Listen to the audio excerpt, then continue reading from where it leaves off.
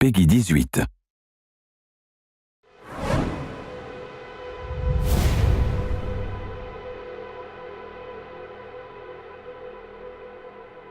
everyone, my name is James. I'm a producer with Gearbox Software.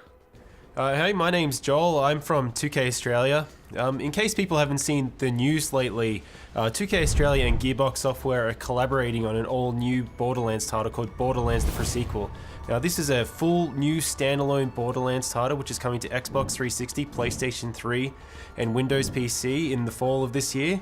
And we're here to give a run-through of the demo that we prepared for PAX East earlier this year. So why don't we get stuck into it? Yeah, alright, so right now we're looking at Athena, who is one of the new playable characters. She's a sort of a famous NPC from Borderlands 1 DLC, the General Knox DLC. Right now we're putting our skill points into the Phalanx tree, which enhances her kinetic aspects, which is this energy shield that Athena has that allows her to absorb attacks from enemies and throw it back at them. Alright, let's go ahead and get looting. Over here we have one of our new loot chests. We're going to go and open up and we're going to see what we've got inside. Alright, looks like we have one of our new Cryo Guns. Cryo is a new ice elemental that we've introduced in the pre-sequel. Fires ice bullets that allow you to freeze enemies and shatter them. We also have the laser gun, which is a new gun type. So it has different kind of laser attacks. Each manufacturer has their own kind. Right now we're looking at the Maliwan laser gun, and we might run into a couple of different types later on that we can show off. This is the Oz kit. This is an O2 kit. You need O2 because you're on the moon surface of Pandora's moon surface, which is Elpis. And Elpis is just like Earth's moon in the sense that there's a very thin atmosphere, very low gravity, so you need oxygen, but there's not really much on the surface. Looking at our other playable character, Wilhelm, you might have seen that there's a sort of a shimmering bubble over his head. That's his oxygen bubble. That allows him to breathe on the surface. The entire time that you're out there, you're losing oxygen, but don't worry. We've got plenty of stuff in place to make sure that you always have opportunities to get more O2. Case in point, we've just found one of the air geysers. You run on top of one of these things and it's going to fill up your oxygen. This is really important, not just because you need oxygen to breathe and live, but because we have some new features that we've added that use oxygen. Joel, why don't you tell us some about that? Yeah, so when we were bringing in this oxygen system, we didn't want to bring in something that was annoying to players and a resource to manage. We wanted to bring in something that could give them cool new abilities. So you can see we're on the moon, you can already do low gravity jumps, but if we jump and then press jump again, you'll actually vent some oxygen and you'll do a boost. It'll allow you to go a little bit higher. You can also kind of push yourself forward. So why don't we do a jump and then boost forward? And one of the other cool things you can do, it's kind of my favorite thing to do in the game at the moment. It's technically called a slam, but I like to call it a butt stomp. If you jump up in the air, press jump again to boost, and then press crouch, you actually slam down to the ground and do an area of effect attack. It's a great way to manage crowds, to shove them back, because if you're in a low gravity area, you can push them back pretty far, which might be the edge that you need to either like run away or focus on one guy before you deal with the rest of the crowd. Alright, now we're going to go ahead and move into the next area. This is the comm facility. There's a signal that's being jammed that you need to take care of so that you can get back up to Helios, which is the moonshot facility. In the pre-sequel, Jack is in charge of Helios. He's not the Hyperion CEO yet that you know from Borderlands 2. Right now he's just managing the station, and you've been kicked off it and you got to get back. Coming from that comms facility. Get in there, switch it off, because things are getting really interesting up here, kiddo, and in a not fun kind of way. What's your bum in there? Reed Biller owns that place now, and I've heard he's a right nut job. You probably would have heard a bit of an Australian accent there. During the development of the game, it just so happened that the moon kind of turned into Australia. Alright, now where we are right now, there's this big gap. You wouldn't be able to make this jump normally in Borderlands, but with the oxygen system, we can kind of push out this jump. So let's go ahead and see if we can clear that gap.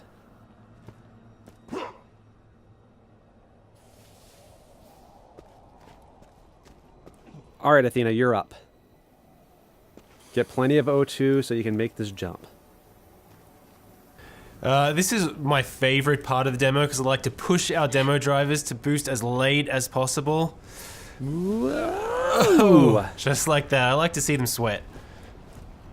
So why don't we keep moving? You'll notice when we boost that oxygen meter is draining. And you can see in the horizon there's actually a beam shooting up to the sky and a HUD marker, and that's an oxygen generator.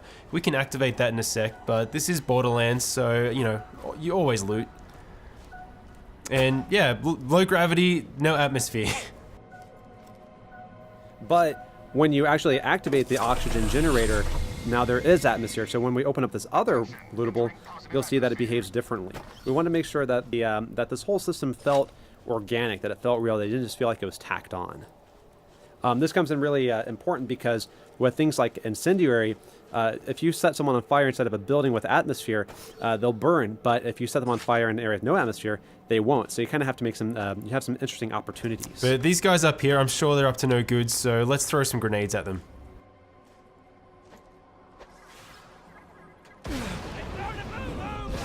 Oh. So in low gravity, you get blown up by a grenade, you go flying into orbit. Very awesome.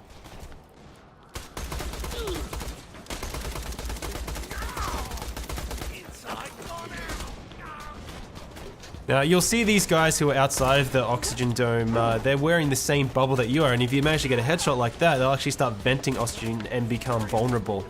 And this really brings tactics into play for the player. So you can come into a space, and if you have a really kick-ass incendiary weapon, you can choose to turn on the oxygen, or you can try and take out their bubbles that way. But why don't we take a chance to have a look at our co-op buddy Wilhelm.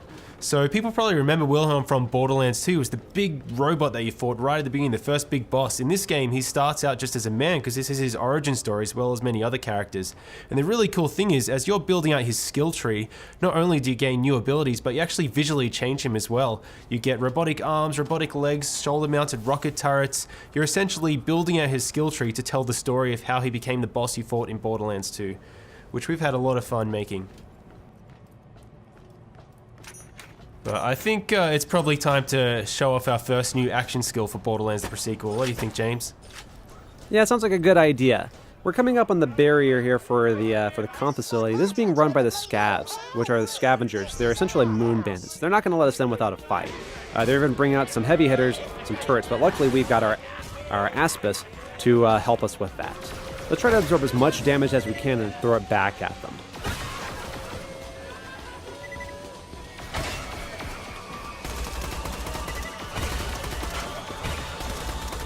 So you can see that the shield is slowly spinning up. As it takes more and more damage, it's going to spin faster and faster. You can kind of see it all around the outer edge, which means that we're just about ready to throw that back. Awesome. Let's go ahead and take this other laser and then get inside. Now, because we never get tired of blowing people off the side of the moon, let's throw some more grenades. We like to do these demos live, but because this is a co-op game, we can always rely on our buddies. That's right. Always better to play with friends. All right, now let's go ahead and show off the Cryo Gun. We showed a little bit of it earlier, but didn't really get to see it in action. Let's go ahead and freeze some enemies. So we've actually built this procedural system so you can freeze any enemy like that, and once you get their health down to a certain threshold, you can shatter them. It's not an instant win button because you do need to get their health down low, but when you manage to do it, it's really satisfying, and it's different every single time. And we're going to go and divide and conquer so we can wipe out these scavs a little bit faster, and then we're going to try to meet back up in a little bit. Athena, freeze this guy and try to stomp him.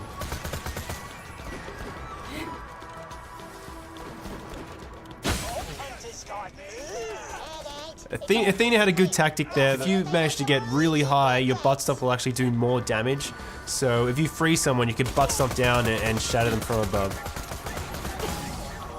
Now, you can do more than just freezing them while they're on the ground. We've got some jet fighter, some sort of jetpack enemies. Let's try to freeze them while they're in the air.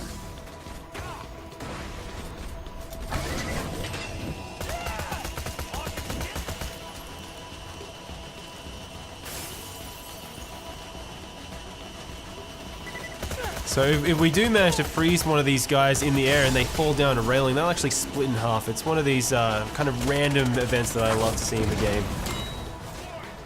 This is also a new enemy, the Badass Outlaw. Now, this guy is pretty big, and because of the low gravity, if he charges into you, he can actually knock you pretty far. But when you shatter him into a million pieces, that doesn't really matter too much. It's very satisfying. I bloody want you to live, so I can snap your smug neck myself. You all right?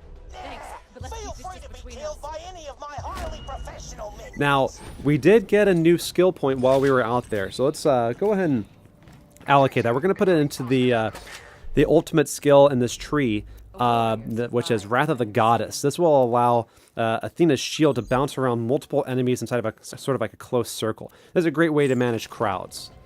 Oh, Wilhelm, it looks like he got something. What is that? So that's the Dar laser. That's kind of like a bolt laser. Athena, you picked up the Maliwan beam laser before, and as James said earlier, you have multiple manufacturers, you have the procedural weapon system, so players can expect to see a whole variety of different types of lasers when they play the game. To the right here, you'll see one of the new rideable vehicles in Borderlands, the pre-sequel, the Stingray. We're not going to need it in this mission, so we're going to keep moving forward. But keep an eye out, because we might have something more about that in some later news.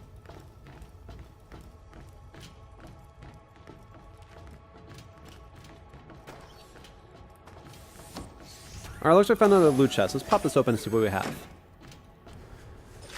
Let's see if we have a new Oz kit over to the right here. So what does this Oz kit do? Let's see. So it looks like it increases your oxygen meter. It allows you to create an oxygen bubble, which comes in really handy when doing a slam. So let's go ahead and give that to Wilhelm and see if we can do some damage with it.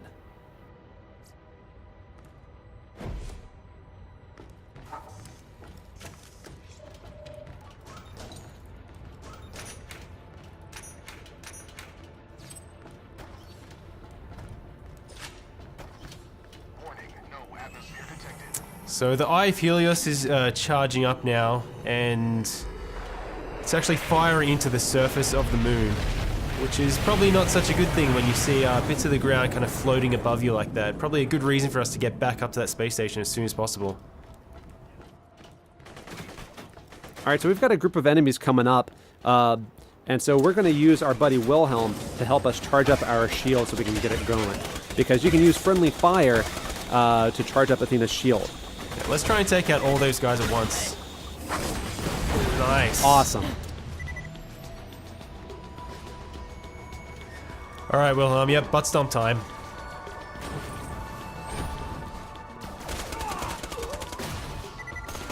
And you see that bubble, you can run inside that to recharge your oxygen.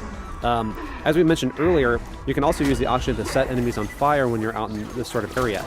So maybe we get a chance to use that, maybe we don't.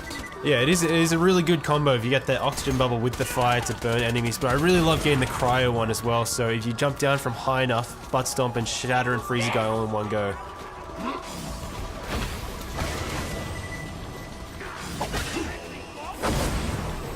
Why don't we try and get some more butt stomps happening? I never get tired of it.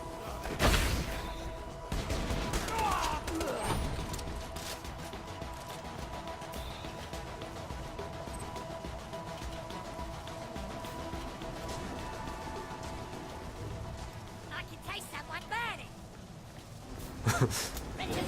So we've got some little scabs and a little outlaw here. This is a really good opportunity to try and charge that shield right up, so absorb some more damage. It's fully spinning now, so just move back a little bit, Athena, and fire it off.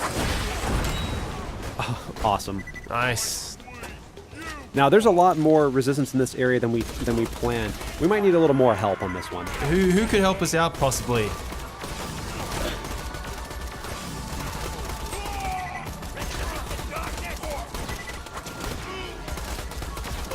Uh-oh. Alright, we really need some help We now. need some help. And we have playable Claptrap.